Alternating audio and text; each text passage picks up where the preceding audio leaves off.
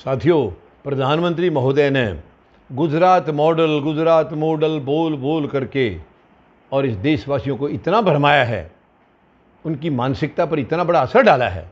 और गुजरात मॉडल की सच्चाई क्या है, अगर आप गुजरात में जाकर के वहाँ घूमेंगे अच्छी तरह से तो आपको पता चल जाएगा। ये केवल इनका मीडिया का प्रचार था। आप देख रहे हो ना, अभी 7 साल से जो कारनामे देश में चल रहे हैं वो गोदी मीडिया की मेहरबानी से चल रहे हैं। ऐसा ही मीडिया इनके पास वहाँ भी था। ये सबको ड्रा कर रखते हैं, जहाँ भी रहते हैं ड्रा कर रखते हैं। मॉडल कुछ नहीं है वहाँ। गुजरात मॉडल बता के जनता को भरमाया गया और जनता भी पागल हो गई है एकदम से इनके पीछे। और अब गुजरात मॉडल की सच्चाई आप देखिए। अब ये कोरोना के लिए इन्होंने जो वैक्सीन बनाई है, पहली बात तो उसके बनाने से लेकर शुरू से लेकर अब तक बहुत धांधलेबाजियाँ हो रही हैं, बहुत कुछ चीज़ें सामने आ रही हैं। वो एक अलग सब्जेक्ट है, मैं उस पर कुछ नहीं कहूँगा। और ये कह रहे हैं कि हम सभी स्टेट्स में दे रहे हैं, लगातार दे रहे हैं, कोई कमी नहीं है, वैक्सीन की कहीं कमी नहीं है। इनके खुद गुजरात से सूरत में लोग वैक्सीन लगाने के लिए सेंटरों पर जा रहे हैं, केंद्रों पर जा रहे हैं, और वहाँ वैक्सीन है नहीं।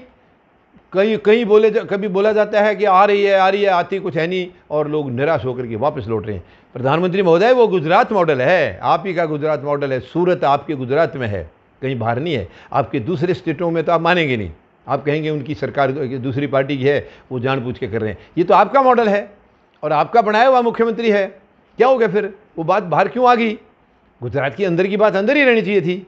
आप देखिए प्रधानमंत्री महोदय, आपका मॉडल है वो गुजरात का मॉडल है, और वही आप धीरे धीरे भारत मॉडल को भी ऐसे ही बर्बाद करेंगे। भारत मॉडल को ख़त्म करने के लिए आपने अब विदेशों में जाकर आप भारत मॉडल बताएंगे। आपने देश को खो दिया है, ख़त्म कर दिया। अब मेहरबानी करके सच बोलना शुरू कर दो प्रधानमंत्री महोदय। बुढ़ापे में ये झूठ आपको बहुत तंग करेगी। बुढ़ापे में झूठ अच्छी नहीं होती है। आप अब सच बोलनी शुरू कर दो। आखिरी दिन आ गए आपके। 7 साल आपने बहुत पाप कमा लिया है, जनता की बहुत बद्दुआएं ले ली हैं।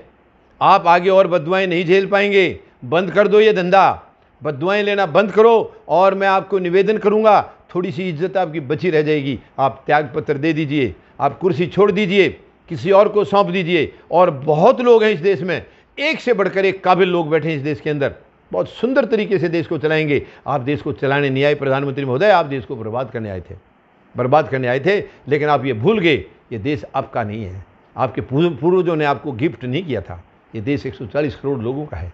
ये गरीबों का देश है, मजदूरों का देश है, जवानों का देश है, किसानों का देश है। आप क्या बिगाड़ेंगे इसका? आप बहुत कुछ बिगाड़ चुके हो, वो सब वापस करेंगे हम, सब वसूल करेंगे, आपसे वसूल करेंगे। आपकी ये घिनौनी हरकत आगे नहीं चलने देंगे। मेहरबानी करके आप अपना पैकअप कर लीजिए। धन्यवाद। जय जवान, जय किसान, जय हिंद।